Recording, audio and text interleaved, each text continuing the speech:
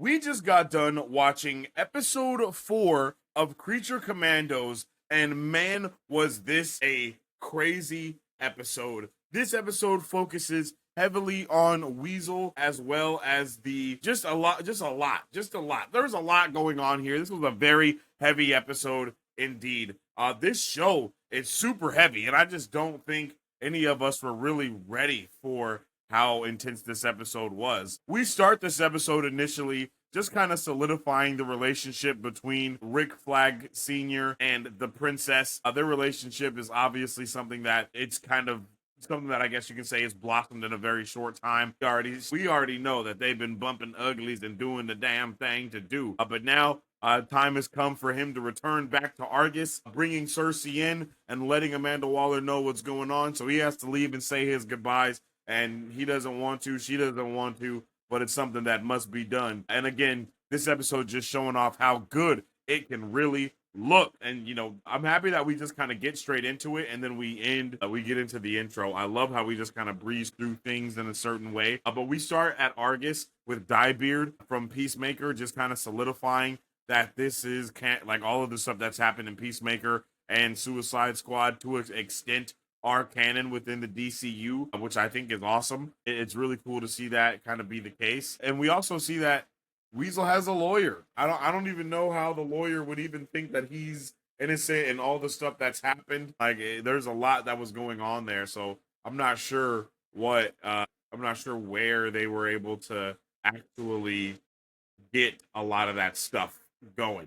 So it's very interesting to see how they've been able to show us so much in such a short period of time. But they have showed us a ton of things. This episode is awesome. We also get to see Frankenstein come into the fray a little bit more, loving his girl, loving his woman, trying to find her, trying to track her down, and of course being a creep all along the live a long way, which is crazy. All of that is crazy. I love how he immediately is like down to beef with Rick Flag now. He's like he just starts hyper fixating on how he has a beard and how he doesn't have a beard. And it's really funny to see him go absolutely insane and be like, yo, you're judging me, aren't you? Because I don't have a beard and you do have a beard. And he has a beard and you think I can't grow a beard. And it's like, bro, he doesn't even have a beard, the dude that you're talking to, right? So it's like, why are you so mad? And then it's just funny to see the guy with a beard and that's flying the helicopter, not the helicopter. That's flying the helicopter does have a beard. Like, it's just really funny to see. And then we immediately establish that Weasel is a good, like, not a good dude, but we see that he's pretty solid here. He's nice to his lawyer. His lawyer is nice to him. And I think Marisu said it earlier in the episode, but it definitely goes to like raise questions as to what the hell Weasel is, where he came from, and what his backstory actually is, right? Like, we don't really see his backstory here. We just see a moment within his life, a moment that we hear a lot about, doing some crazy foreshadowing to what we will then see kind of end the episode. And I think they did a wonderful job in making us care more about Weasel. You know, he's not just this crazy animal thing that's murdered 27 children. He's actually so much more than that. He's actually he is an animal. I think still very much so an animal. I don't think he's a man like his lawyer would like to suggest, but it is something very, very similar, very close to that. But we see, bro, Frankenstein is an absolute monster for real. Like, the way he just snaps bruh's head, and it's insane. Like bro is a menace to the 15th degree, and he wants his bride by any means necessary. And I think in the next episode, we're probably going to see him save his bride, but it's going to be really funny to see how she either does care or straight up doesn't care, and how she acts when she sees him. I love how we get to see kind of I don't know if it's necessarily similarities, but that transition of going from Frankenstein to Rick Flag does show that we got some similarities between those characters of some sort. We also see Cersei come into this episode. James Gunn had to let us know that her powers are only used by her hands because people on the internet were mad that Weasel was able to maul her ass, which is a dumb thing to be mad about if you ask me. But hey, people will complain about everything. I love seeing Amanda Waller here. Amanda Waller is such a badass in every role that she, like, every time we see her. And it's crazy to see her animated. Like, it's crazy to see Viola Davis animated and hear her talk her shit. and it still hold the same amount as weight as it does in the live action stuff. I think that's a really, really powerful thing to be able to do when crossing sections over from live action to the animated things. I just like the way that they kind of have their conversation and how it goes. And I like how Amanda Waller keeps talking to like Diebeard and keeps discussing things with him and like for his opinion and how he openly gives it without caring. Like, bro, it's kind of insane how he's just kind of openly just being how he is. Like, it's pretty funny. We hear Cersei say, "I'm here to save the world," and it's pretty funny to see how not just funny, but it's really interesting to see how Amanda Waller actually gives her the time of day immediately as Rick Flag is just kind of blowing everything off because he does have that connection to the princess. Amanda Waller doesn't have that connection. So she's like, hold on, could you be telling the truth? And if you are, what does that mean for the world? It does. I think it was really cool to find out that she's clairvoyant in that way. And it's like, oh, her hands can be chained up, but her mind isn't. Like someone said it earlier in the chat as well, that James Gunn has a crazy attention to detail. And it's things like that that are very close attentions to very close details. As we continue going through the episode and we get a little bit more of the backstory for for Weasel here. It's really sad to see him kind of look at the picture and then get this like kind of remembering moment of how it was before, and how it was before, and how he like came to find these kids, and how they actually were all playing and everything was all fine and dandy and good to go. But it's unfortunate that we see the adults that are just confused and don't really know what's happening and are scared, and they just cause a bigger issue than there actually needs to be. Like if none of those stupid ass adults would have bothered Weasel and the kids, they would have all been just fine. They would have been able to escape the basement just fine, and they would have been able to get out of there scot-free. But instead, no, that's not what we get to see happen, and that's super sad to see as well, man. But I did appreciate seeing the lawyer basically sticking up for a creature, because that means that this world is just so different, and I'm wondering if them treating Weasel like a actual person back in the day changes everything else. But going into one of the dopest things that happens in this episode is we see Cersei basically give the vision to Amanda Waller and show her the future of things that is going to happen. And goddamn, was this an amazing, like, look at that, brother. Oh my God. Like, look at the way she's just absolutely decimating the world with the Forever Knights and Gorilla Grodd. Like, who knows what's going on here? I definitely don't, but it was just destruction, murder, and just insanity on the umpteenth degree. Like, look at the way, like, oh my God, look at the death everywhere. Oh my goodness, bats. Everyone's just gone. And it's just wild to see all of those things happen and just such a quick succession of each other. It was just like, damn, we in the first 10 minutes of the episode and this is already going down. Like, what the hell is happening? It was crazy to see so many different characters, so many different heroes. I mean, look at that. That's Bats and Vigilante right there. Like, what is going on here, chat? Like, that is the only thing I could say is what is happening. How are all these things occurring? Does anybody have an answer for me? Like, who is this? What's going on? What do we need to do to stop this from occurring in every way, shape, and form? Like, look at that, bro. My God, bro, we are absolutely cooking. The DCU is going crazy. I don't know why she would be working with Grodd or anything like that, but damn. Like, look at that, brother. Shit, like, look at all the heroes there, like, across the board. That is all of the ones. And then, look, we got the big three front and center, bro. Like, the big three front and center, straight pulverized, man, and hanging from a spear. And we got Superman hanging from a T. Like, what is going on, bro? Like, look at that, brother.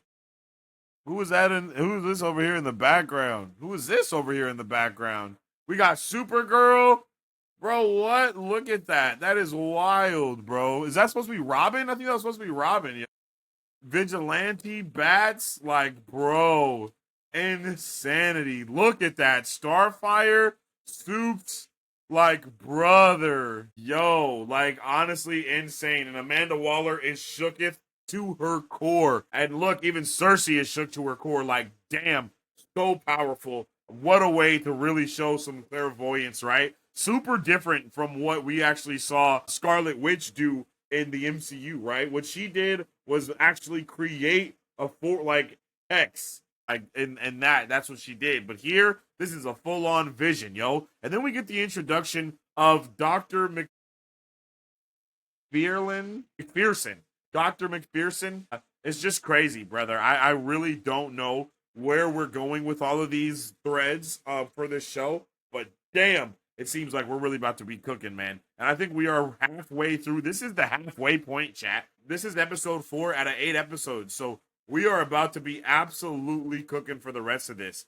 Flag is immediately defensive. He does not want to go and kill his booty call just off of the words of this crazy woman that was just trying to kill him, which, I mean, fair. That's fair. For the love of the booty and for the love of just sanity. Like, how are we going to listen to this crazy woman that just tried to kill me and the entire team? And he's like, yo, I'm out. And she's like, yo, get me someone else who's less whiny and who's a little less of a bitch and just more of a bitch. And I'm like, damn, Amanda Waller. Like, Amanda Waller be talking her shit like nobody else, bro. Like, she talks her shit like no one else talks their shit. So, it was just really dope to see that, yo. And then of course the bride sticking up for her homegirl. It's really funny to see how she's like talking to Dr. Phosphorus, like, what, are we friends now? And he's like, yeah. And she's like, don't think so. And then she immediately goes and sticks up for her homie, and then just absolutely hornswoggles bruv to death. So unfortunate for him. He should have been locked in. I don't know what that means for anybody else, but I love the way that we are getting to see the dynamic of this team kind of grow together more. And then of course I already was a little bit skeptic about. I didn't think that Rick Flag was immediately going to call the princess and try to tell her what was going on. I think that's actually pretty diabolical. The like he has 100% got lost in the poontang. He got lost in the sauce. He is gone from his brain, yo. So I don't know what the hell is going. I don't know what the hell is up with that. I don't know. I can't wait to see how he reacts when he realizes that he's wrong about it all. It's so wild because he's basically running on blank intel in the first place anyway. So to see him rock so hard and think with his flagpole, like Marisu just said, it's kind of insane because it's like, bro, this is exactly against what you're supposed to do. But at the same time, it's kind of interesting to see him do the same thing that his son did, but his son was actually right for what he did. And here, it seems like Rick Flag might be wrong, which is interesting. But we see kind of the bro relationship expand with Frankenstein and Rick Flag, and it's hilarious to see Frankenstein be absolutely out of his mind over the bride, literally blind with rage. Which it's funny because he had the bride right there within his grasp, for lack of better words, but he is so jealous that he goes and does this, and it's insane. I'm like, bro, why? Why does he absolutely go to fight bruh and get him? And by the way, this is the second time that we have seen Rick Flag handle himself in a fight with somebody that is significantly stronger than he is. So I'm hype about that, and it just goes to show how badass Rick Flag Sr. really, really is. It's really dope to see that. So I'm hyped to see what the hell can go on next, and I really like their relationship that they have. Like, I like the way he's like, yo, you love her, she loves you, you're both hot, and all these other things, and he's like, and then he's like, yo, confessing his heart to him. And I just really like it, Joe. It's really funny to me to see them discussing and just talking together. And by the way, the amount of pop culture references that were in this episode was completely insane. They were talking about Disney stuff, hella movies. They were talking about Wicked. They were talking about everything, man. Like, everything pop culture they were talking about. And that is something that Peacemaker does. And that is something that Peacemaker does very often in his show. So I'm here for it, yo. I'm here for it. And It's pretty hilarious, brother. It's pretty hilarious. I love Frankenstein's character because he is obviously like wrong and he misconstrues literally everything. Even when he talks about the movie, he completely sees that movie in a different way, yo. Like is out of his freaking mind. And I think it's hilarious. And I think it's double hilarious that Rick Flag knows that he's out of his mind. Like Rick Flag is just like, bro, what? You're tripping. But we get to see multiple relationships kind of get established, not only with a Frankenstein and Rick, but also with the bride and Nina. And I like these characters so much. Nina is someone that's growing on me. I think we haven't seen at all, like we haven't seen shit from Nina yet, and I would really like to see more. I especially want to know why she's even in jail in the first place. Like she just seems like such the outcast of the group. Like she's the only one that should probably not be there, but she is. Bride says a hard bar here where it's like one human leaving more room for monsters to roam, and that's just badass. And that is how we basically transition into Weasel's backstory, which is the proof of just that. The showing us that with less humans, creatures would literally be able to roam free, and it's because of this stupid dude here that's probably high on mushrooms because he's out just picking shrooms in the forest. Look at how terrified he is, man. He is literally wigged out. His eyes, his pupils weren't dilated, but he is just locked in. A little bit too locked in, if you ask me. And he's immediately like just shooketh, right? And the crazy thing about this is the fact that in a world like ours, if that dude made the call that he just made to the police, I don't think they would respond in our universe because it's like a giant weasel man is attacking children. Okay, all right, buddy, you're tripping. But in this universe, it's like they're like, oh, it's some type of werewolf. All right, bro, let's go check it out. We got to see what's going on. Like, it just goes to show how different this world is entirely all the way around. All the way around, yo. It's wild. And I love to see it. I love to see it. And it was just really sad to see these kids being straight up kids. The kids are just being kids, and this dude is just a whacked out crack job. And without him being there, the kids would have been perfectly fine. This fire would have still been a fire, and it probably would have burnt down the place.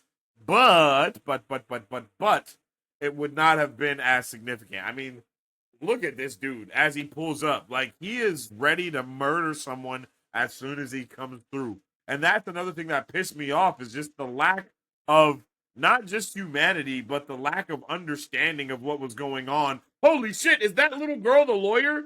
Yo, did that little girl grow up to be the lawyer, possibly? Is she the only little girl that got away, and the reason why she's trying to help him out is because she was there and she actually survived?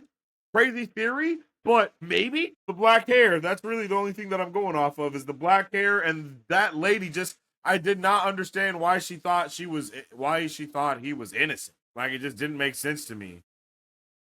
Wait, is that the little girl dead right there? I don't know. She was at the top of the stairs.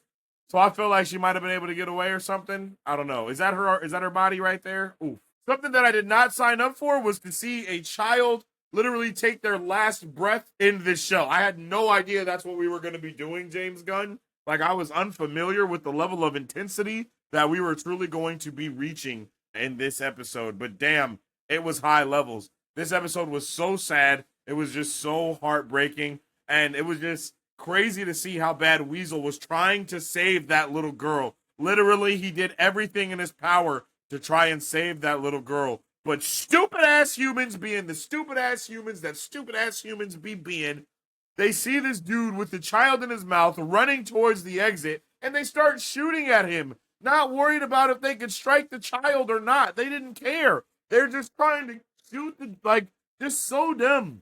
So dumb, like literally pisses me off. Like every exit they're shooting at him as he has a child in his mouth trying to bring them to the exit. Like, bruh, let the thing out of the building so you can tackle it afterwards. Also, super weird that they just tackle it like it's a man. Like, wild. Like, do you know how wild this universe has got to be for them to just full-fledged just go after that dude and attack him? Well, not dude, but go after the Weasel and attack him and drag him and all that stuff. Like, just so sad, yo. And to know that the Weasel was just trying to be a good friend and had to sit there and just watch that girl die after trying to save her life and having the police literally stopping him from doing it, man. Just so sad. What a heartbreaking way to end a wonderful episode. Man, I can't wait for episode 5. We're halfway through the season, chat, and I don't know what's next, but whatever is next, I'm excited for it. Let me know how you guys are feeling about it in the comment section down below.